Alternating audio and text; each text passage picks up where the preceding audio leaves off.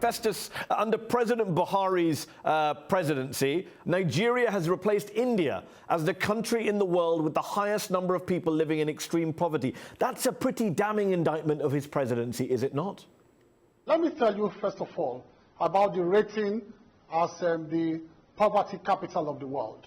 If we want to go by figures, before I tell you what exactly happened, I have a publication here in 2012 where Nigeria was said to have 112 million people living in extreme poverty. These are the figures for 2012. And this was when we had high prices of oil in this country, high prices, full production of oil, which is a mono economy. So if you say we have 87 million Nigerians living in extreme poverty, what it simply means is that India was dropping fast than Nigeria. It didn't mean that Nigeria was accelerating more than India. It was just that India started to implement the Millennium Development Goals quite early, from the year 2000 to 2015, and we moved on to the Sustainable Development Goals after 2015. So India has been very faithful about implementing the poverty alleviation programs.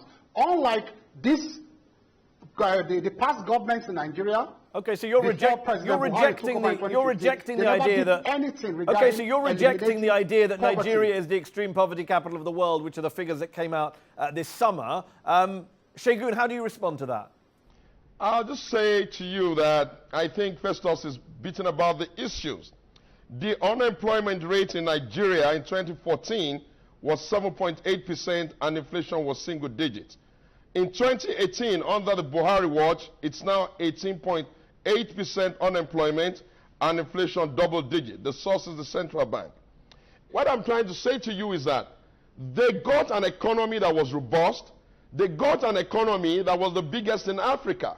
They mismanaged the economy.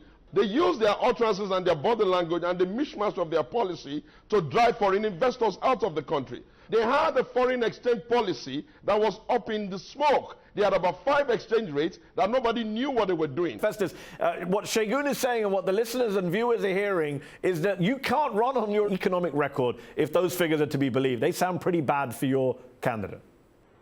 Well, unfortunately, let me show the world again where they left the economy. So this is a lie. They are telling Nigerians that they left the economy in a buoyant state. This was the coordinating minister for the economy under their government. And what did you see here? Nigerians should brace up for economic recession. This was in 2012, 3 clear years before Buhari took over power. Okay. So I am making all this very clear to the world to show you the very disastrous state at which they led the economy. Are you denying Segun's claim that unemployment and inflation has gone up on your watch? He's citing official figures.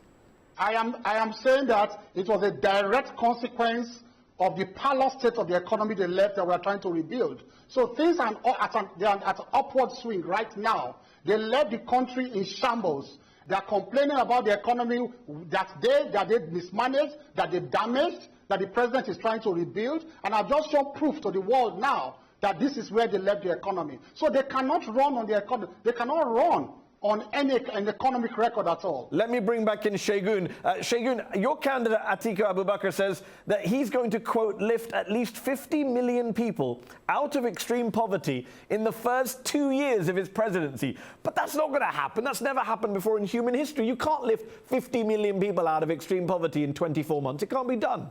The data that we're putting forward and the statistics we're putting forward, the question I expect you to ask me is, how do we want to do that? What we plan to do is, first of all, to make job creation the central policy of our government, because we are aware that there is a ticking time bomb for Africa, especially for Nigeria, with our young population, if we don't deal with unemployment. So that's a given. And we're going to be able to do it. I'm not sure there's any country of your size or in your part of the world that has actually lifted 50 million people in 2 years.